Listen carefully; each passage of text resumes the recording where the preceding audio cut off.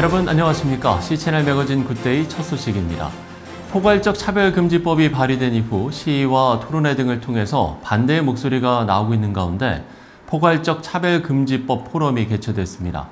기독교적 관점에서 본 문제점은 물론이고 정치적, 학술적, 법률적으로 차별금지법의 문제를 알아보고 적극적인 대응과 관심을 촉구했습니다. 하유진 기자가 보도합니다.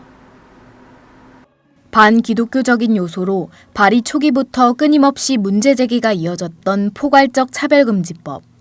교계에선 이를 우려하고 반대하는 목소리가 이어지는 가운데 지난 9일 신길교회에서 포괄적 차별금지법 포럼이 열렸습니다.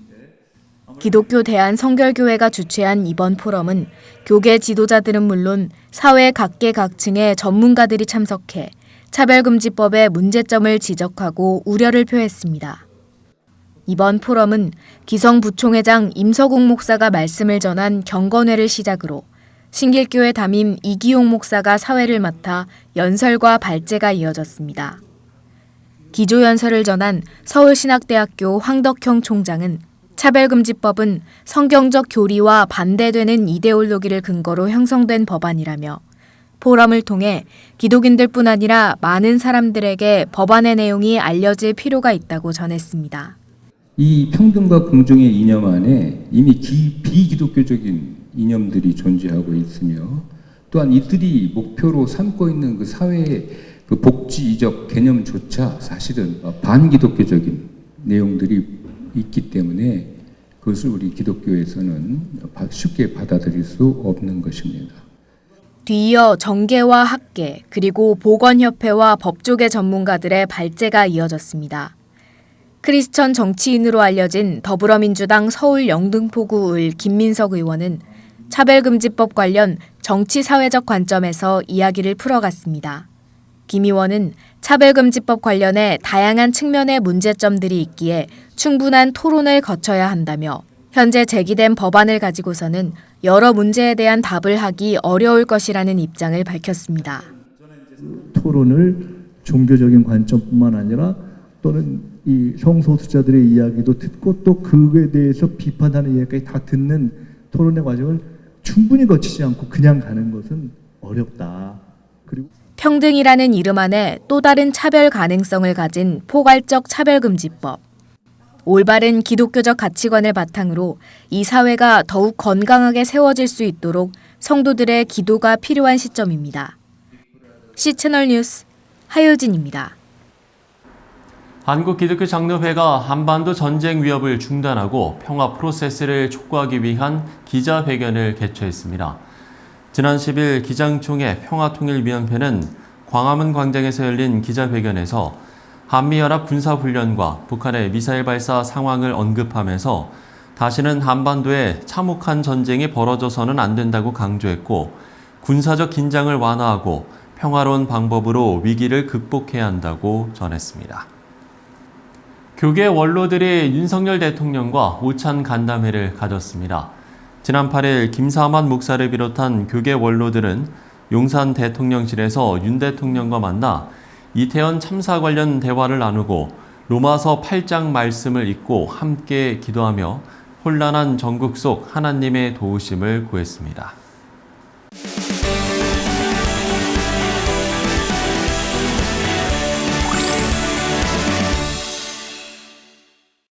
네, 농촌의 삶을 꿈꾸고 있는 분들이 계시다면 오늘 이 시간 귀를 좀 기울여 보시면 좋을 것 같습니다. 11월 11일이 또 농업인의 날이기도 한데요. 예장 귀농귀촌 상담소 홍성지소 오필승 목사 스튜디오에 모셨습니다. 목사님 안녕하십니까? 네, 반갑습니다. 안녕하세요. 예. 자, 목사님이 지금 충남 홍성에서 목회를 하고 계신데 거기가 고향이신가요? 아니요. 저는 서울 전동도이 고향인데요. 아, 예. 제가 이제 홍성에 내려간 지가 내년이면 이제 20년이 되는 해입니다. 네. 이제 서울에서 이제 부목사로 좀 있다가 예. 잠시 쉬고 있을 때 이제 포천에 이동에 그 장암교회에 계신 정태영 목사님이라고 네네. 친구 목사님이 소개로 충남 홍성에 이제 가정에서 교회를 이제 모이기 시작한 그런 곳에 이제 가게 되었죠. 예. 그래서 제가 이제 농촌에 내려가서 목회를 하면서 보니까 한 7년 차 되었을 때인데 농촌이 과소화되고 이제 고령화되다 보니까 농촌이 좀 소멸 위기에 있다 하는 그런 위기감이 들었어요. 예. 그런데 이제 제가 이제 그 농사를 조그맣게 이렇게 짓고 있었는데 농촌에서 좀 그 농사를 좀 알고 지면 좋겠다 그런 마음이 들어가지고 알아보니까 이제 귀농대학이라는 곳을 이제 하는 것을 제가 보게 됐죠. 그래서 거기서 이제 교육을 받다 보니까 1박 2일로 이제 전북 진안이라는 곳을 이제 견학을 가게 됐어요. 예. 그래서 견학을 가서 보니까 뿌리협회라는 이제 귀농인 단체 진안군에 이제 가게 됐는데 그 단체에 활동하는 걸 보니까 이분들이 농촌을 살리는 일을 하고 있구나. 그런 이제 마음이 들어서 제가 이제 농촌을 살리려면 이런 그 귀농인 단체가 있고 또 귀농 귀촌한 사람들을 잘 이렇게 안내해주는 역할을 하는 그런 것을 하다 보니까 이런 것들이 이제 필요하겠구나 해가지고 제가 이제 그 귀농 상담소 또 귀농 귀촌 이런 그 상담해주는 우리 교단적으로 좀 하는 그런 상담소를 1호로 열게 됐죠.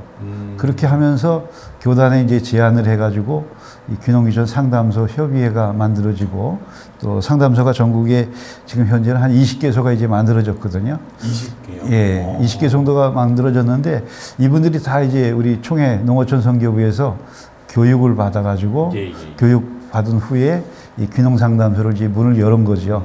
예, 그래서 지금 귀농 귀촌 시대에 우리 교단적으로도 이런 그 귀농 상담소가 매우 중요한 역할을 앞으로 더 하게 될 그런 상황이죠. 이쯤에서 저희가 농촌 이주의 의미를 한번 좀 짚어봤으면 좋겠는데 사실 이게 이제 이 동네에서 뭐 저 동네로 이사하는 게 아니라 어쩌면 지금까지 살아왔던 생활 습관까지 바꿔야 하는 어떻게 보면 상당히 큰 변화잖아요. 예, 그렇죠. 예. 농촌은 이제 작은 단위의 이런 마을이고 집에 어느 집에 젓가락이 몇 개 있는 것 정도가 다 파악이 되는 정도니까 이 농촌에 이제 귀농 귀촌 할 때 요즘은 또 1인 세대가 많고 하다 보니까 혼자 나홀로 귀농하는 귀농 귀촌하는 분들이 계시고 또 부부가 하시는 분도 계시고 또 가족 단위로 하는 분들도 계신데 아무래도 이제 농촌에 내려가셨을 때는 그 귀농 귀촌 하셨을 때 이웃과의 좋은 관계도 맺고 또 마을에 일이 있을 때는 정말 같이 참여해서 협동하는 그런 일을 통해서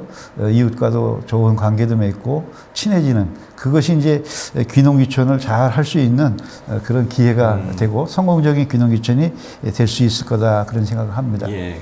그러면 실제로 목사님의 안내로 귀농 귀촌에 성공적으로 좀 정착하신 분들도 계실 거 아니에요? 그렇죠. 실제로 네. 좀 어떻습니까? 이제 귀농 귀촌 제가 이제 그 귀농인 단체를 그 만들어서 홍성훈 귀농지원 연구회라고 하는 단체를 만들어서 이렇게 활동할 때 또 도시에서 이제 그 귀농 투어라는 프로그램에 참여하신 분들이 계시고 교육 프로그램에 참여한 분들 계신데 이런 분 가운데 이제 제가 이제 그 안내를 하고 귀농에 대한 거를 이제 뭐 강의도 하고 이제 그럴 때 제 얘기를 듣고 저희 마을에 한번 와보고 싶다 그래가지고 저희 마을에 오셔서 안내해드리고 그랬는데 그분이 나중에 이제 한 3년이나 있다가 이제 귀농을 하겠다 이렇게 마음을 먹었었는데 처음에는 이제 혼자 내려오셨어요. 그랬다가 한 1년 후에 부인도 같이 이제 집을 마련하고서는 이제 내려오셨죠. 집에 이제 빈집에 있는 곳에서 처음에는 들어갔다가 있으면서 그 동네에 이제 마을 옆에 이제 같은 동네에 이제 반장님하고 친하게 지내면서 집을 지을 수 있는 그런 좀 터를 좀 마련하면 좋겠다 했더니 이제 그 반장님이 자기 가지고 있는 터를 좀 이렇게 말하자면 알려서 그분한테 이제 판매를 해가지고 그 터에다가 이제 집을 짓고 그리고 이제 아내도 같이 내려와서 지금 이제 잘 정착해서 살고 있는데 최근에는 이제 마을 또 총무를 맡아서 마을 살림을 하는 그런 훌륭한 그런 귀농을 해가지고 잘 정착한 그런 그 젊은 분도 계시고 또 어떤 분은 이제 내려왔다가 안내를 해가지고 지역에 이제 귀촌을 했는데 이분 같은 경우는 조금 뭐가 잘 맞질 않았는지 다시 이렇게 돌아가신 분도 계셔요. 그러니까 어떻게 보면 귀농 귀촌할 때 먼저 그 사전에 내가 귀농귀촌 해가지고 어떻게 살아야 되겠다 하는 것이 이제 분명하게 또 준비가 잘 정리가 되고 준비가 돼야 또 지역에서 귀농귀촌을 잘 할 수 있겠다 그런 생각이 들더라고요. 예, 그렇군요. 사실 이런 건 목회자분들에게도 해당이 되지 않을까 싶거든요. 귀농 목회 사례도 좀 궁금한데 어떻습니까? 도시에 있는 것보다 귀농귀촌에서 농촌에서 살면 좋겠다 그런 생각을 가지시고 귀농 교육에 참여하시는 분들이 계세요.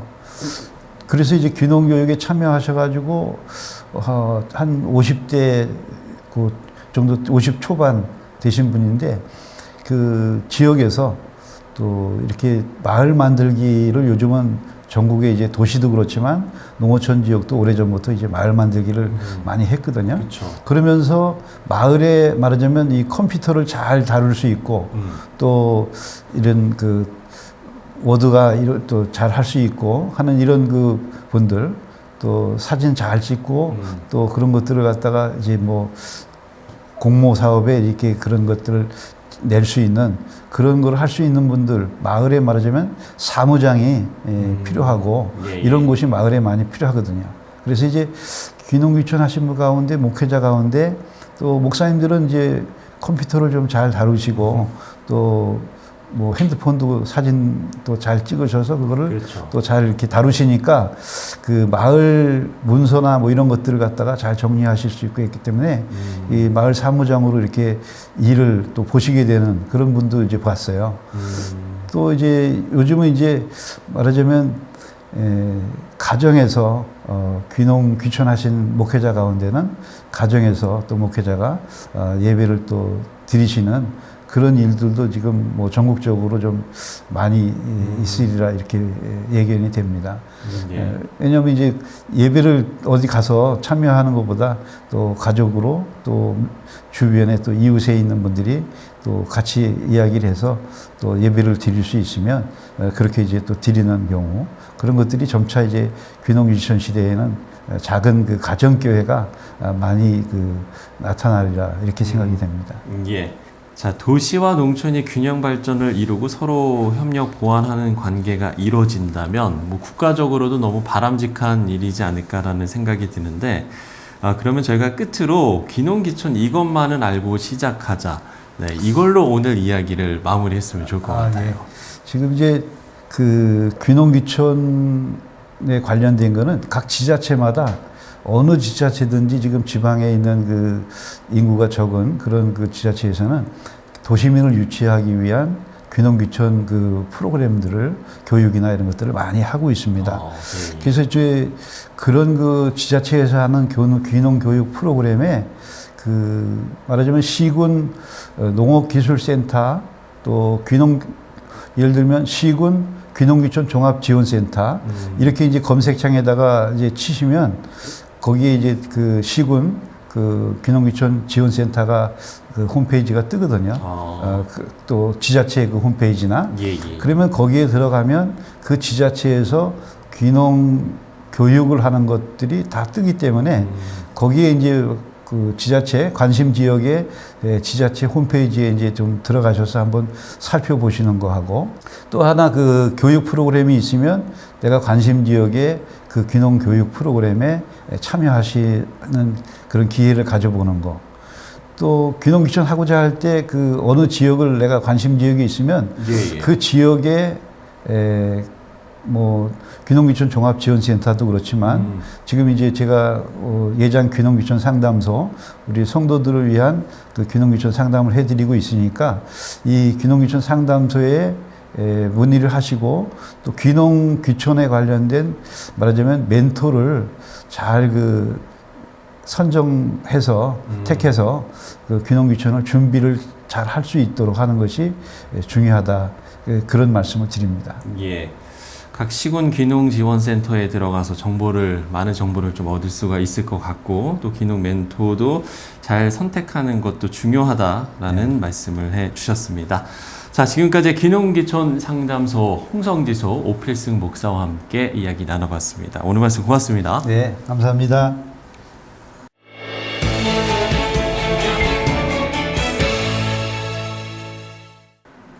네, 이번 주는 계속 건강한 교회의 성장에 대한 이야기를 나눴습니다.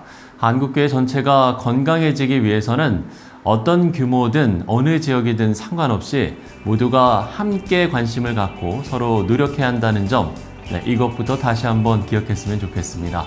C채널 매거진 굿데이 오늘 순서는 여기까지입니다. 시청해주신 여러분 고맙습니다.